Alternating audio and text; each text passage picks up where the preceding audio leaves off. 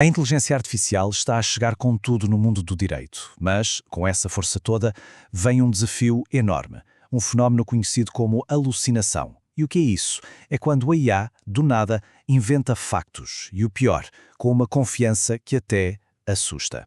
Então, a grande questão é, como é que podemos usar esta tecnologia para nos ajudar a elaborar sentenças judiciais, por exemplo, sem cair nesta armadilha de informação falsa? Para entendermos isto direitinho, o nosso caminho aqui vai ser bem claro. Primeiro, vamos definir o que é exatamente essa tal de alucinação. Depois, porque é que isto acontece? Em seguida, vamos ver que existe uma solução bem interessante, que são as instruções estruturadas. Daí, veremos um método na prática como nos podemos proteger disto. E, por fim, fechamos com uma reflexão sobre o futuro, de quem é a responsabilidade quando a IA erra. Então, vamos lá. Começando pelo princípio, o que é, afinal, esta alucinação da IA? Especialmente quando estamos a falar do universo jurídico, onde um pequeno erro pode ter consequências gigantescas, não é verdade? Olhem só que curioso este exemplo. Foi feita uma pergunta bem específica a 3 dos maiores modelos de IA do mundo. Qual foi o título da tese de Adam Calais? E vejam as respostas. Todas super detalhadas, com ano, universidade, parecem perfeitas, certo? Só que há um problema. Estão todas erradas. Nenhuma acertou. E é exatamente isto, esta confiança toda para dar uma informação falsa que está no cerne do problema. Percebem?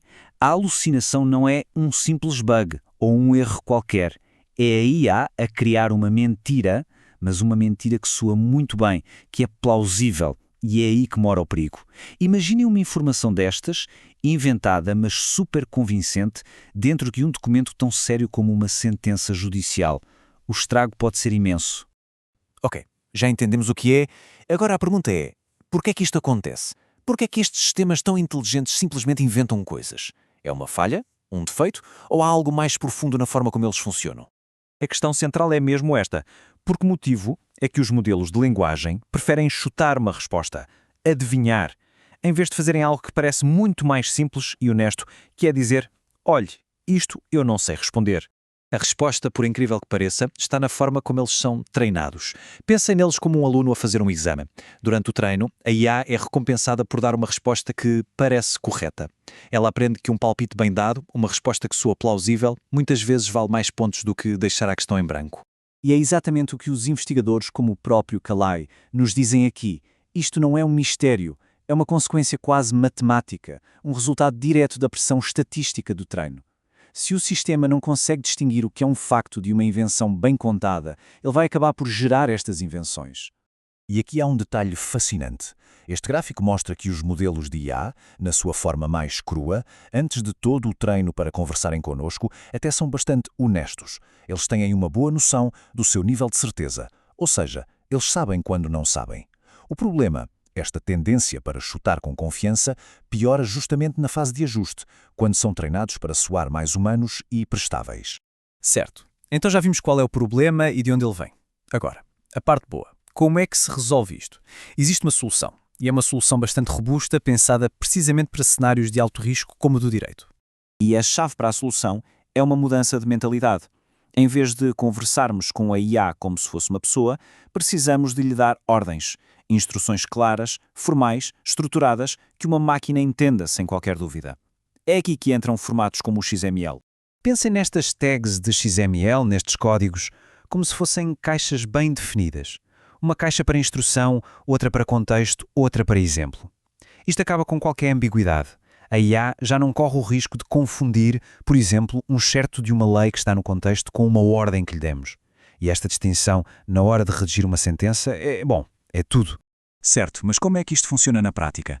Vamos mergulhar agora no método, nos protocolos de segurança que esta abordagem estruturada nos permite criar para nos protegermos contra as alucinações. Basicamente, o método dá um passo a passo lógico para a IA seguir. É quase como ensiná-la a pensar como um juiz. Primeiro, sintetiza os factos importantes dos documentos. Segundo, identifica quais são as questões jurídicas. Terceiro, para aquela questão, apresenta a lei, a jurisprudência e como isso se aplica ao caso. E, por último, conclui com a decisão. É um fluxo de trabalho que imita o raciocínio judicial. E o mais importante, dentro deste método existe um protocolo específico, com o nome de anti-alucinação. É um conjunto de regras de segurança bem diretas. Coisas como: verifica se a lei que citaste realmente existe e está em vigor. Ou, ao citar uma jurisprudência, indica ao tribunal o número do processo e, o mais importante, não inventes um número de processo do nada. E também, se não tiveres informação suficiente, admite, diz que o ponto precisa de mais investigação. E vejam só a diferença que isto faz na prática. De um lado, o exemplo ruim, uma frase genérica. A tarifa é abusiva, o STJ já decidiu isso. Vago, certo? Agora vejam o exemplo bom, gerado com o protocolo. Ele cita a tarifa específica, explica porquê é abusiva no caso concreto e, o principal, aponta exatamente qual é o julgamento do STJ, com o número do recurso e tudo. Saímos da superficialidade e vamos para um argumento jurídico a sério, preciso e, acima de tudo, verificável. Muito bem. Isto é muito interessante. Mas o que é que tudo isto significa para o futuro? Para onde vamos com esta tecnologia no mundo do direito? A grande lição aqui é a seguinte: usar IA no direito, de forma séria e responsável, não é só abrir uma caixa de texto e fazer uma pergunta. Exige uma nova disciplina profissional. Exige um método. Usar estes sistemas estruturados deixa de ser só uma dica técnica e passa a ser uma necessidade, um novo padrão de cuidado que o profissional precisa ter. É fundamental lembrar daquele ponto do treino. A IA foi programada para passar no teste, para maximizar a sua pontuação. E, se não lhe pusermos as regras certas, adivinhar é a melhor estratégia para ela. O nosso papel, de quem usa a ferramenta, é precisamente esse: mudar as regras do jogo, criar um teste onde a honestidade e a precisão valem mais do que um palpite bem dado. E tudo isto leva-nos a uma última pergunta que talvez seja a mais complexa de todas.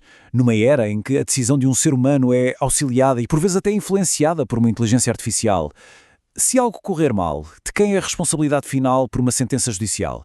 É da ferramenta? De quem a programou? Ou do profissional que carregou no botão?